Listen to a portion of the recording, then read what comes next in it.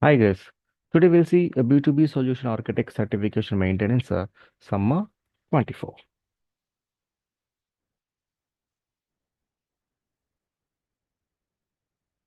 Right. So how can a Salesforce user create a predictive AI model so based on their own Salesforce data? How? So we can use the data user a model builder in Einstein Studio to create a model for scratch.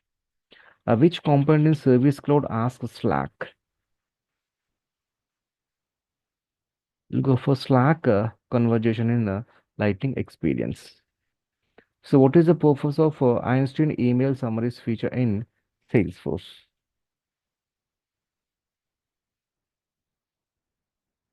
It provides a agent. Next, so how does a marketing manager select the criteria for promotion in a global promotion management? We can combine also one or more criteria from eligibility categories in the quick promotions or guided flow. So how does Salesforce applies help sales reps, sales representatives?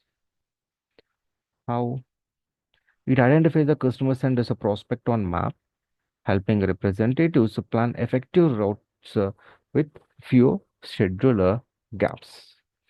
So check the quiz. Yes. So we successfully completed. So B2B, a solution, architect certification, a maintenance.